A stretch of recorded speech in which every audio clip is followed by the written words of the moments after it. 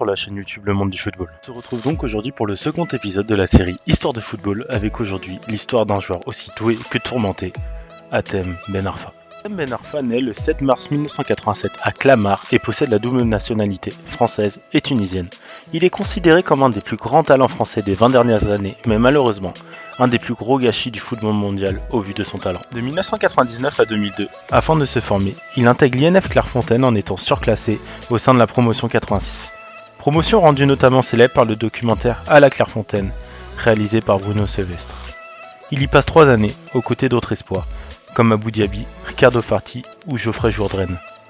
De 2002 à 2004, contacté par l'AS Saint-Etienne et le Stade Rennais FC, il rejoint finalement à l'âge de 15 ans le centre de formation de l'Olympique Lyonnais, en échange d'une prime à la signature de 150 000 €.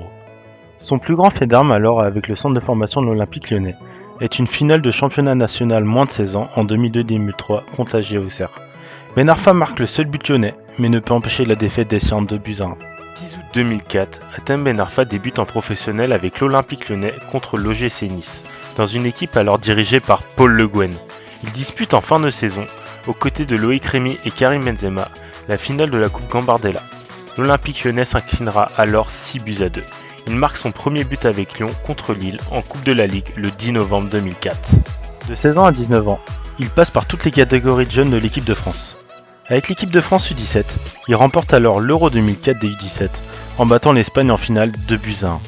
Il est auteur de 3 buts en 5 rencontres. La carrière d'Hatem Ben Arfa à l'Olympique Lyonnais durera 4 ans, de 2004 à 2008. Sa progression sous l'ère Gérard Houllier est difficile et perturbée par des conflits internes avec son entraîneur et son président, Jean-Michel Aulas. Lyon est alors champion de France en 2007 et remporte son 3e trophée des champions contre Sochaux. Désigné par ses dirigeants comme le possible successeur de Florent Malouda, il s'impose progressivement comme l'attaquant de soutien dans l'équipe entraînée par Alain Perrin, tout en offrant des possibilités comme milieu offensif gauche. Ben Arfa enchaîne les bonnes prestations. Il confirme ensuite son nouveau statut de titulaire, en inscrivant ses 2 premiers doublés en Ligue 1 fin octobre 2007, puis en Ligue des Champions début novembre avec ses 2 premiers buts dans cette compétition. Il reçoit le titre de meilleur joueur espoir de la saison 2007-2008, lors de la remise des trophées UNFP du football, après avoir été champion de France pour la 4e année consécutive. Hatem Ben Arfa intègre l'équipe de France A pour la première fois de sa carrière, le 10 octobre 2007. Alors qu'il prépare un match contre la Bosnie avec les espoirs, Raymond Domenech l'appelle pour suppléer Louis Saha, forfait pour les rencontres face aux îles Féroé et à la Lituanie, dans les éliminatoires de l'Euro. Il fait donc sa première sélection le 13 octobre 2007 contre les îles Féroé, en remplaçant Ribéry à l'heure de jeu. Il contribue au large succès de l'équipe en inscrivant son premier but sous le maillot tricolore, à quelques secondes du coup de sifflet final. Puis alors pour Hatem son passage à l'OM qui durera 2 ans. Le 25 juin 2008, l'Olympique de Marseille annonce un accord qui aurait été trouvé avec l'Olympique Lyonnais pour le transfert d'Hatem, moyennant 11 millions €. Très à l'aise à ses débuts à l'OM, Ben Arfa retombe alors dans des travers de cohabitation complexes avec certains de ses partenaires, et en dépit d'alertes rencontrées en début de saison, altercation avec Djibril Cissé et Modeste Mbami. Il refuse de rentrer en jeu lors du match OM-PSG, perdu 4-2, pour protester contre son statut de remplaçant. Une violente discussion a alors lieu dans le vestiaire avec Guillerette et l'encadrement. Il enchaîne alors les bonnes performances jusqu'à la fin de saison. Sortant d'une bonne saison avec l'Olympique de Marseille, Hatem Ben Arfa fait partie de la liste des 30 joueurs présélectionnés pour le stage de préparation à la phase finale de l'Euro 2008, mais n'est finalement pas retenu par Raymond Domenech lors de la sélection finale. Pour sa 2e saison à l'Olympique de Marseille, à l'issue du stage de préparation pour la nouvelle saison, Didier Deschamps le convoque dans son bureau pour lui signifier qu'il ne souhaite pas le conserver. Le club a mandaté un certain nombre d'agents et lui propose de partir à Newcastle sous la forme d'un prêt. Le joueur considère cette offre comme prioritaire en raison de l'intérêt de l'entraîneur Chris Hughton et sa volonté d'en finir avec son statut de joker. Le joueur fait alors ses adieux avant son voyage en Norvège avec l'équipe de France de Laurent Blanc. Pendant ce stage, Didier Deschamps déclare Hatem Ben Arfa intransférable à la suite du départ de Mamadou Niang pour Fenerbahçe. À son retour, le 12 août 2010, à la commanderie, le centre d'entraînement de l'OM, il radicalise sa position pour quitter le club. Le joueur quitte ensuite Marseille pour s'entraîner en région parisienne, en l'attente d'un transfert. Le 11 mai 2010, il fait également partie de la liste des 30 joueurs convoqués par Raymond Domenech pour participer à la Coupe du Monde en Afrique du Sud. Cependant, il ne sera pas conservé dans la liste définitive des 23 joueurs. Le 28 août 2010, Le club anglais de Newcastle United annonce sur son site le recrutement d'Hatem Ben Arfa. Le joueur français est alors prêté pour 1 an avec une option d'achat située entre 5 et 6 millions d'euros que le club anglais doit lever si Ben Arfa dispute au moins 25 matchs durant la saison. Il n'est plus convoqué en bleu à partir d'août 2010. Ben Arfa fait toutefois partie des joueurs sélectionnés par Blanc pour disputer l'Euro 2012. Il participe à 2 rencontres de la phase finale. Il entre pour quelques minutes à la fin du match France-Angleterre, puis débute la rencontre face à la Suède en tant que titulaire, avant d'être remplacé. Après cette rencontre, la presse évoque une altercation qui aurait opposé Hatem Ben Arfa à Laurent Blanc dans le vestiaire. Le joueur étant mécontent d'avoir été remplacé par le sélectionneur, à la suite de cet incident, il est convoqué par la commission de discipline de la FFF avec d'autres joueurs de la sélection à qui sont reprochés des problèmes de comportement pendant le championnat d'Europe. Samir Nasri, Yann M'Vila ou encore Jérémy Ménez. La commission lui adresse finalement un simple rappel à l'ordre. L'équipe de France s'arrête en quart de finale contre l'Espagne, future championne d'Europe. Le 14 novembre 2012, le but que Ben Arfa a marqué 11 mois auparavant contre les Blackburn Rovers fait partie des 10 buts nommés pour le prix Puskas de la FIFA.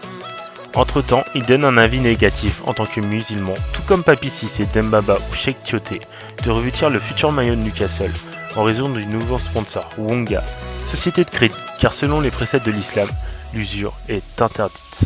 En septembre 2014, dans les toutes dernières minutes du mercato, il rejoint Hull City sous la forme d'un prêt. Cependant, cette expérience tourne au vinaigre. En effet, en décembre 2014, en désaccord avec son entraîneur, il quitte ce club. Son entraîneur déclara même qu'il n'était pas digne de l'équipe. Son prêt est résilié en décembre 2014 et il est annoncé qu'il ne reviendra plus à Newcastle, qui le libère en résiliant son contrat. Il est donc libre et a déjà plusieurs touches en championnat de France, notamment avec Claude Puel, à qui il donne rapidement son accord verbal. Ils n'ont jamais travaillé ensemble, puisque l'entraîneur de l'OGC Nice était arrivé à l'Olympique Lyonnais lorsque Ben Arfa en était parti. Le 3 janvier 2015, libéré de son contrat avec Newcastle, il rejoint l'OGC Nice. Il retrouve donc la Ligue 1, 4 ans et demi après l'avoir quitté. Cependant, le 12 janvier 2015, la FFF n'homologue pas le contrat de Ben Arfa, car ce dernier est suspecté d'avoir joué des matchs officiels avec 2 clubs à la fois, Newcastle et Hull City. Le règlement de la FIFA interdit enfin de jouer pour 3 clubs différents lors d'une saison. Le 14 janvier 2015, la FIFA rend un avis négatif à titre consultatif concernant le transfert de Ben Arfa à l'OGC Nice. 6 mois après son transfert avorté à l'OGC Nice, le président niçois Jean-Pierre Ribert annonce que Ben Arfa sera bien niçois pour la saison 2015-2016. Le 15 août 2015, il retrouve le chemin des filets français, en transformant un pénalty face à 3, score final 3 buts partout. Il inscrit son premier but en Ligue 1 le 15 mai 2010. Il récidive une semaine après et inscrit le premier but de la victoire niçoise contre le Stade Malherbe de Caen, 2-1. Il réussit ensuite véritablement à élever son niveau de jeu. Il marque un doublé contre les Girondins de Bordeaux et participe à la victoire contre l'AS Saint-Etienne en marquant à nouveau un doublé, dont le deuxième but en éliminant 5 adversaires. Il inscrit le premier triplé de sa carrière face au Stade Rennais lors d'une victoire 3-0. Son contrat le liant au club se terminant le 30 juin 2016, Hatem Ben Arfa décide de ne pas renouveler.